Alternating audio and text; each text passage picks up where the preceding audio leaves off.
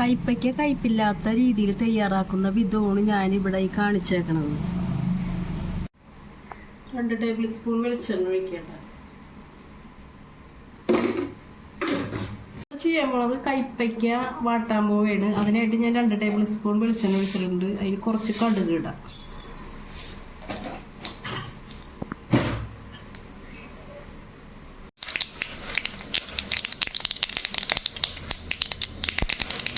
ഇതിൻ്റെ ഇതിലേക്ക് വേപ്പില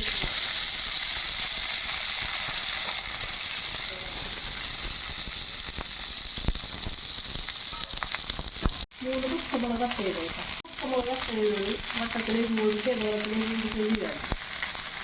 കൂടുതലാണ് കണ്ടിട്ടാണ്.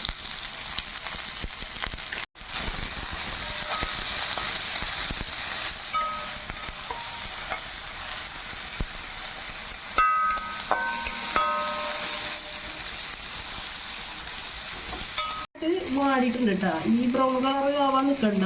ഒരു മീഡിയം സൈസ് വാടിയാൽ മതി. അതിലേക്ക് ഞാൻ ഒരു 2 കയ്പയ്ക്ക ചെറുതായിട്ട് അരിഞ്ഞു.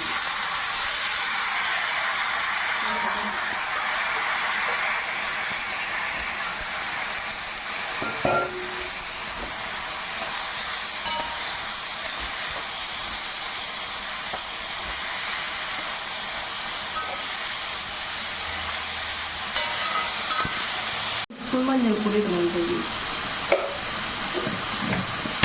ഉപ്പ്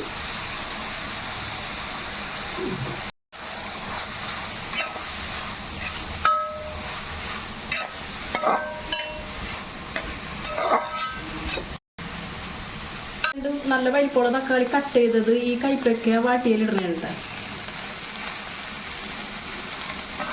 ഒട്ടും കയ്പുണ്ടാവൂല കേട്ടോ. നമുക്ക് നന്നായിട്ടൊന്ന് ഫ്രൈ ചെയ്ത് നോക്കാം. നന്നായിട്ട് ഇളക്കി കൊടുത്തോണ്ട് നല്ലോണം വാടണം. ഈ തക്കാളി നന്നായിട്ട് വാടണം. ലോ ഫ്ലെയിമിലിട്ടിട്ട് വേണം ചെയ്യാനായിട്ട്, അല്ലെങ്കിൽ അടിയിൽ പിടിക്കും, കരിഞ്ഞു പോകും. കയ്പയ്ക്ക ഒട്ടും കയ്പില്ലാതെ ഉലത്തിയത് ഇവിടെ റെഡി ആയിട്ടുണ്ട്.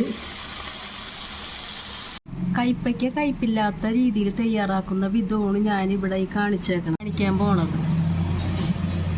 കയ്പയ്ക്കയുടെ റെസിപ്പി ഇവിടെ റെഡി ആയിട്ടുണ്ട്. എൻ്റെ വീഡിയോ നിങ്ങൾക്ക് ഇഷ്ടമായാൽ ലൈക്ക് ചെയ്യുക, കമൻറ്റ് ചെയ്യുക, ഷെയർ ചെയ്യുക, സബ്സ്ക്രൈബ് ചെയ്യുക.